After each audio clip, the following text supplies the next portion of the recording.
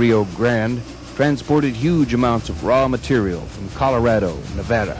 From the 1800s through the 1950s, these engines chugged up the narrow-gauge road past breathtaking scenery. Even the strongest of engines often needed extra motive power up these steep grades. Here's a 3600 class articulated.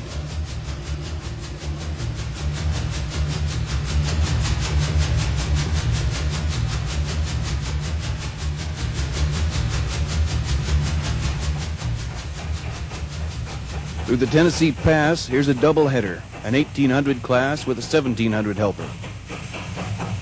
Along this long climb, the trains passed by Camp Hale, an Army base where ski troops trained during World War II. After the long S-curve near Mitchell, Colorado, the train ducks through the Tennessee Pass Tunnel and then out to Tennessee Pass Depot.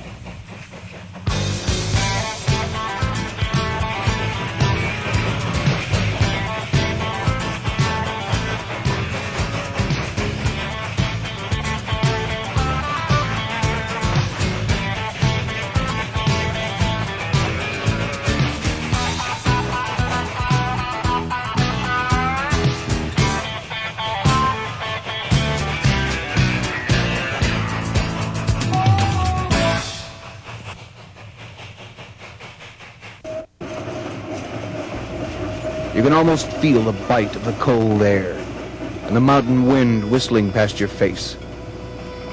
Even in the summer, the snow clings to the mountainsides and the edges of the icy street.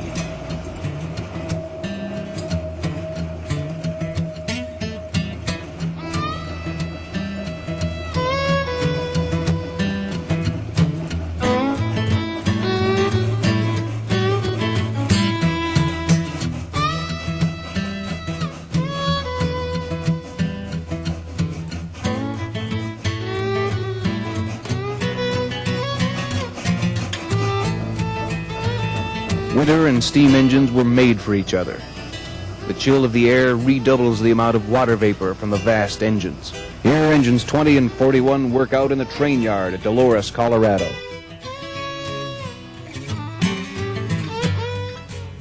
Number 464, powered by a leased engine, takes the point, and the second engine, number 461, is cut into the middle of the train as a helper.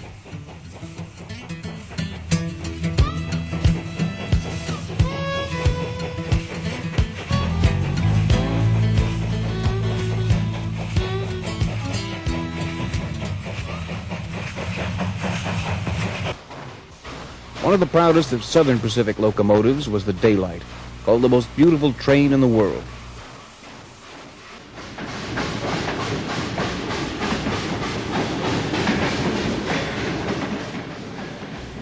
But the rules of the road have to be obeyed, even by the Daylight, which here pulls into a side track to allow a special to pass on the route from Los Angeles to San Francisco.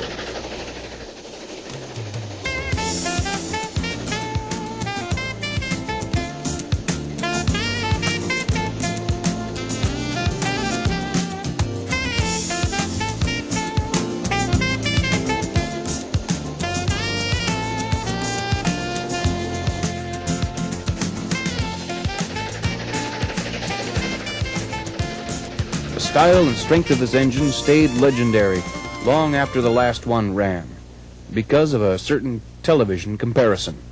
The United States Treasury Department presents The Adventures of Superman.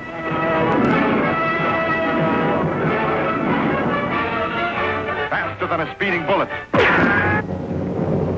More powerful than a locomotive. Able to leap tall buildings at a single bound. Look, up in the sky. It's a bird. It's a plane. It's Superman. On December 7th, 1941, the Japanese sneak attack on Pearl Harbor once again plunged the United States into war.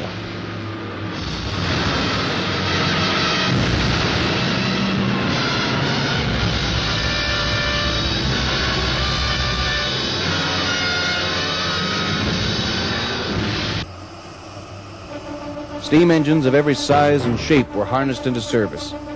Those that were past their prime were scrapped and made into weapons of war. Their iron and steel reformed to become tanks and cannons and guns. This Illinois Central 400 class 260 lasted until 1942, when it was scrapped for the war effort. The great flat cars now carted tanks instead of autos, troops instead of vacationing visitors. Soldiers and sailors by the hundreds of thousands bid goodbye to loved ones. On land, sea, and air, the Second World War raged on. Amidst worldwide chaos, steam trains remained the arteries and veins through which the blood of nations coursed. Enemy steam trains became a favorite moving target for fighter planes. The supplies they carried could make a strong army fight longer and harder. Destroy the train, and you might cut the war just a little bit shorter. The pilot of this Army Air Force Thunderbolt got a flaming surprise when he hit a bullseye on a boxcar loaded with enemy ammunition.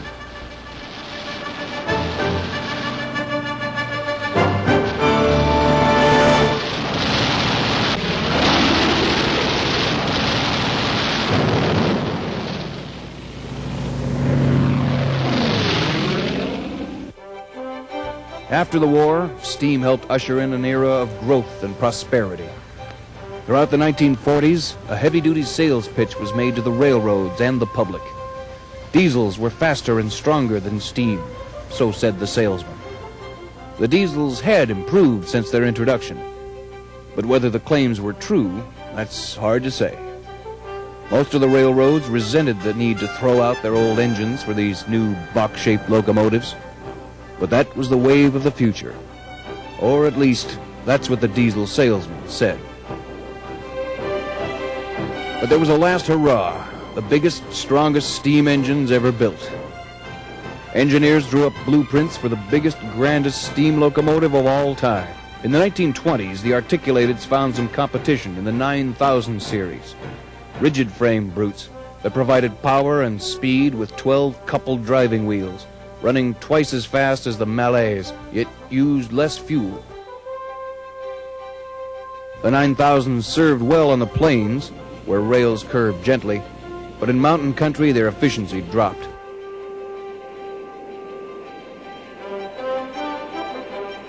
The Challengers, and the later refinement, the 3900 class, were different from the Malays in that they used high-pressure steam in two sets of equal-sized cylinders.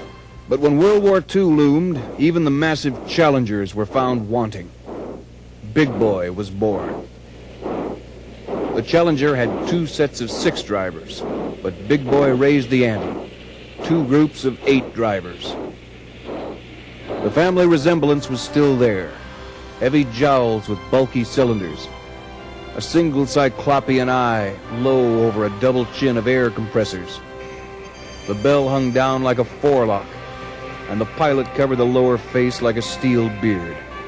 The 4000 series were 132 feet long, weighing in at 1,250,000 pounds. On level track, it could pull a loaded train 5.5 miles long. Big Boy was king of the rails, an irresistible force made of equal parts steam and steel. Rods and wheels flashed and spun, majestic, omnipotent.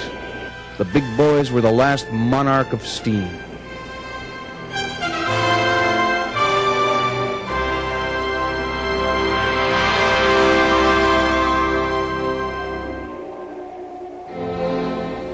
As diesel power took over the rails and motor cars became our choice of transportation, the sigh of the steam engine became a fading echo.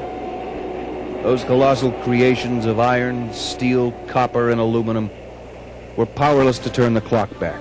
The young boys who grew up watching in awe as the huge iron horses passed are grown up now. The thrill of seeing a mammoth steam engine at work has become a memory of childhood.